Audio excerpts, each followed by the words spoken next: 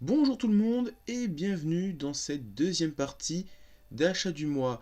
Dans cette deuxième partie, on va parler des mangas que j'ai achetés aux éditions Kazé, Kiyun, Pika, Kana et Panini.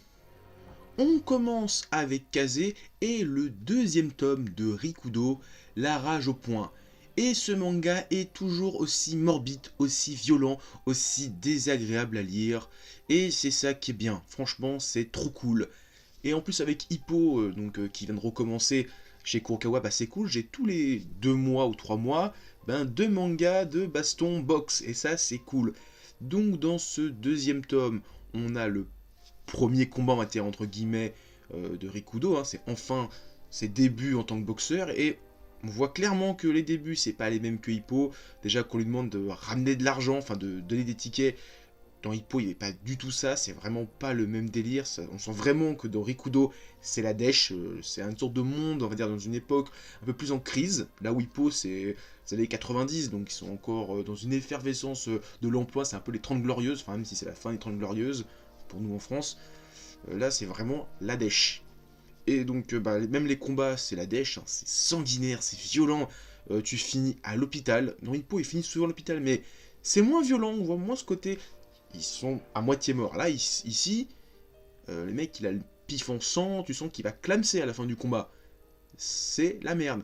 Ensuite, bon, après ce premier combat, on commence, on va dire, un premier arc, entre guillemets, encore une fois, dans Rikudo, donc, à savoir l'arc du tournoi des rookies, qu'on avait eu dans Hippo, ça m'étonnait pas qu'on le verrait aussi dans Rikudo, donc on va voir plein de combats, et ça annonce du lourd. Moi, j'attends, surtout que le premier combat, ça va être hyper cool, parce que, j'en dis pas plus, mais moi ça m'a surpris, je me dis oh putain ça va être cool, ça commence bien.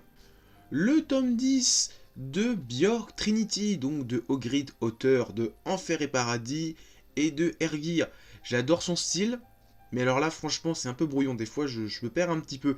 Alors c'est peut-être par rapport aussi à la façon dont est édité le manga, c'est vrai que le rythme n'est pas hyper régulier, et donc entre deux tomes j'oublie plein de choses, et quand je commence le tome je dis oh là là il s'est passé quoi déjà.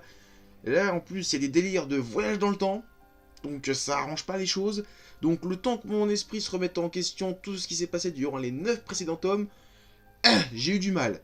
Mais ça reste vraiment cool, on apprend plein de choses, même si j'espère que c'est des choses qu'on apprend et pas qu'on nous réexplique. Il faudra vraiment que je me remette à lire les 9 précédents tomes, même le 10ème pour la sortie du 11, mais je pense pas que j'aurai le temps. Voilà. Mais c'est au grit, dessin de ouf. L'histoire, bon, c'est pas que c'est brouillon, mais c'est juste que moi j'ai un peu oublié des choses, mais ça reste cool. Beer Trinity, c'est bien, mais clairement c'est pour moi en dessous de Enfer et Paradis et de Ergir pour l'instant, même si les combats sont ouf, les dessins sont ouf, voilà, je trouve que l'histoire est un peu brouillonne. On continue avec Kiyun et le 8ème tome de My Hero Academia. Donc dans ce tome qui est placé sur Momo, donc la fille qui peut créer des objets, c'est pas un spoil, déjà rien que le titre, c'est Momo Yaosori prend son envol. Sur la couverture, on voit elle, en plein milieu. Donc c'est clair et net que ce tome est pour elle. Donc ce tome commence avec plein de combats, franchement il y a plein de combats. Je spoil pas pour ceux qui regardent que l'animé. Donc dans ce 8ème tome, il y a pas mal de combats. Et ensuite, dans la deuxième partie du tome, on commence un arc qui est, je crois, le dernier ou l'avant-dernier que j'ai lu quand je lisais les scans, parce que ça fait bientôt 1 an que j'ai arrêté les scans de My Hero Academia pour m'acheter les tomes. Donc là, dans pas longtemps, je vais découvrir des choses. Là, je relis des choses que j'ai déjà vues. C'est toujours aussi cool. Et ça m'amène à parler d'une autre chose, à savoir le databook qui est sorti en même temps que le tome 8. Clairement, achetez-le, il est super bien si vous êtes fan de My Hero Academia, il y a plein d'infos. Par contre, la partie des méchants, je vous la déconseille. Il y a des spoils pour le tome 9 et 10. Donc attendez peut-être d'avoir fini le prochain arc qui commence à la fin de ce tome, pour lire ces parties-là. Ou même achetez-le, attendez le tome 10. Clairement parce que il spoil des choses qui vont arriver dans les prochains tomes. Donc voilà, je vous le dis, faites gaffe. Je comprends même pas que Kiyun l'ait sorti à ce moment-là, parce que clairement dans ce tome, il y a des passages qui sont même pas dans le tome qu'ils ont édité. Je sais pas, ils ont peut-être réfléchi un petit peu à ça, attendre 2-3 tomes, C'est juste mon avis, mais peut-être un petit peu tôt pour le sortir. Alors peut-être qu'au Japon, il est sorti en même temps que le tome 8, sauf qu'au Japon, les gens, ben, ils ont les chapitres toutes les semaines, donc ils sont au courant de ce qui se passe. En France, si quelqu'un ne lit pas les scans, là, s'il lit le databook d'un coup, bah, il va se faire spoiler des choses assez cruciales au niveau des pouvoirs, au niveau des personnages, au niveau des événements même. Donc faites gaffe sur la partie méchant et des spoils. Voilà, je vous tiens au courant. Maintenant, faites gaffe. Hein. Vous n'allez pas me dire, ah, je me suis fait spoiler. Moi, je vous le préviens maintenant. Faites comme vous voulez. Golden Kamui, tome 5. Toujours aussi cool ce manga. Franchement, Kiyun, très bon choix de l'avoir mis dans votre catalogue. C'était un très bon manga. Que ce soit l'univers des Ainu qui est vraiment pas très exploité dans les mangas. Je crois que, comme j'ai dit, il n'y a que Oro dans Shaman King qui est de cette origine. Sinon, ensuite, à côté de ça, l'histoire est vraiment cool. Et la chasse au trésor avance un petit peu, un nouveau prisonnier a été découvert, a été battu, on a récupéré sa carte. Voilà. À côté de ça, on a Hijikata qui avance un petit peu, et franchement, ce personnage-là, charismatique, franchement, j'attends beaucoup de choses de lui et de son affrontement avec Fujimoto. Et vers la fin du tome, quelques révélations par rapport au prisonnier donc, qui a volé l'or des Ainu. Et là, je spoil pas, mais grosse claque. J'attends le tome 6 avec impatience, là, très clairement.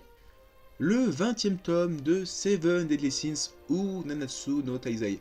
Alors pour ceux qui regardent que l'animé, on est très loin par rapport à la fin de la saison 1. Très clairement, on est limite peut-être une saison d'avance. Hein. Il y a peut-être là par rapport là où s'est terminé le tome. Je crois que la saison 1, ça s'est terminé au tome 13. Donc déjà, on a peut-être une demi-saison d'avance sur vous. Ceux qui attendent la saison 2, qui arrivera peut-être un jour. Donc dans ce 20e tome, eh bien, on a le préliminaire du tournoi qu'organise Gloxinia et Delors. Et en parlant d'eux, on a pas mal de révélations sur qui ils sont. Et une grosse claque. Bon, j'ai lu les scans, donc je savais ce qui allait m'attendre. Mais quand même, c'est quand même une grosse claque. La première fois que j'ai lu les scans, j'ai fait « Oh putain !» J'en dis pas plus pour ceux qui n'ont pas encore lu le tome, mais j'ai fait « Oh putain !» quand j'ai appris qui c'était. Donc j'attends la suite. Et en plus, avec ce tome, c'est vraiment bien d'acheter les tomes parce que tu apprends des choses que tu sais pas forcément en lisant les scans. Et bien l'auteur a dit, voilà, la petite description qu'il y a au début de sa jaquette, que il est à la moitié de son récit. Donc ça veut dire que si le tome 20 c'est la moitié, on a encore 20 tomes à attendre. Et ça c'est cool parce que je crois qu'au Japon ils sont au 25-26. Donc on est déjà quasiment aux 3/4 du récit. Oh, je suis content. Déjà il sait où il va l'auteur, ça c'est cool. C'est un auteur, il a dit je crois dans un reportage, qu'il avait prévu son histoire en 3 actes. On a vu le premier, donc qui était les chevaliers sacrés. On est en plein dans le deuxième, qui est à savoir les démons. Le troisième, ceux qui les escalent, vous savez ça va être lequel. Et donc c'est cool, on sait où est-ce qu'on va, on sait que l'histoire va pas être brouillonne comme Naruto, et ça j'aime bien. Donc Seven Sins, un très bon shonen, un très bon manga. Shingeki no Kyojin, ou l'attaque des titans, tome 21. Alors là, je vais essayer de pas du tout en parler de ce tome, parce que y a des gens qui regardent pas forcément les scans, ou qui regardent que l'animé, et donc qui n'ont pas envie de se faire spoil ce qui se passe dans ce tome-là, parce que putain ce tome, si on te le spoil, tu te fais casser la gueule, franchement le manga il change complètement pour toi. Juste une chose, le dernier chapitre change complètement l'ordre établi dans tout le manga. C'est une grosse claque. J'en dis pas plus, mais quand on va arriver à ça dans l'animé, les gens ils vont se faire manfucker. C'est un truc de ouf. L'histoire change complètement, c'est un autre délire. Carrément, voilà, j'en dis pas plus. No Guns Life, tome 3. Le tome 1 de cette série, je l'avais bien aimé. Le tome 2, je l'avais vraiment beaucoup aimé. Le tome 3, je le trouve un peu moyen. Mais dans l'ensemble, c'est une très bonne série de cyberpunk. Si vous aimez le genre cyberpunk, par contre, je vous conseille Ghost in the Shell et Gum. Parce que franchement, ça c'est du très haut niveau. No Guns Life c'est cool, mais très clairement, je trouve que Ghost in the Shell et Gum sont un niveau au-dessus. Alors peut-être que c'est le côté, j'ai grandi avec, j'ai vu ça quand j'étais jeune, qu'il y a un petit peu la nostalgie qui parle, mais voilà. En tout cas, No Guns Life, très bonne série de cyberpunk. J'attends la suite parce que putain, la fin, il y a une révélation de ouf. J'ai fait oh putain, j'attends la suite là maintenant. Il y a une rencontre, une confrontation qui va arriver. Ça va envoyer du steak. Haché en plus. Et on finit avec le 9e tome de Cat Size aux éditions Panini. Donc Cat Size, c'est de Tsukasa Ojo, l'auteur de City Hunter, Nicky Larson, donc c'est du très bon, c'est même son premier manga. Donc on voit vraiment les origines de ce qu'il aime raconter avec Cat Size, c'est du très bon. Bon. En Cat Size, la plupart des chapitres, c'est un chapitre, une histoire. De temps en temps, les histoires vont sur plusieurs chapitres, mais Voilà, ça s'enchaîne assez vite, les histoires s'enchaînent, mais ne se ressemblent pas. Et ça, j'aime bien. Franchement, j'apprécie vraiment sa manière d'écrire les histoires. Dans ce neuvième tome, il nous introduit un nouveau personnage, un inspecteur pervers, donc qui est plutôt marrant. Il y a toujours autant de blagues, il y a un petit peu de fesses à l'air, de seins, voilà. Mais c'est pas dégueulasse, franchement, je trouve que c'est toujours couvert, c'est toujours agréable à regarder, c'est pas du hentai, c'est pas du ecchi, c'est pas dégueulasse comme Fairy Tail, c'est élégant, c'est raffiné, c'est beau, j'aime bien. Et la fin de ce 9 tome, eh bien, j'étais scotché, je m'attendais pas à ce que ça arriverait. Alors, si vous lisez la description du prochain tome, vous vous faites spoil, donc faites gaffe, ne lisez pas la description du prochain tome, parce que ça nous spoil ce qui va arriver à la fin du tome, et surtout, ne lisez pas le sommaire des chapitres, parce que pareil, ça va vous spoil la fin du tome, qui est, pour moi, ça m'a mis une claque, je ne m'attendais pas à ce que ça arriverait dans le manga, ou alors vers la fin de la série. Donc, voilà, Cat Size, du très bon, Tsukasa Ojo c'est du très bon.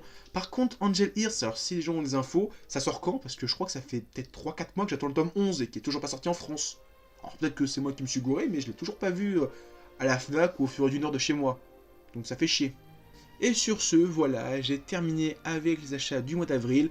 A plus tout le monde, continuez à lire des mangas, à regarder des animas et à vous éclater en les regardant. Allez, ciao tout le monde!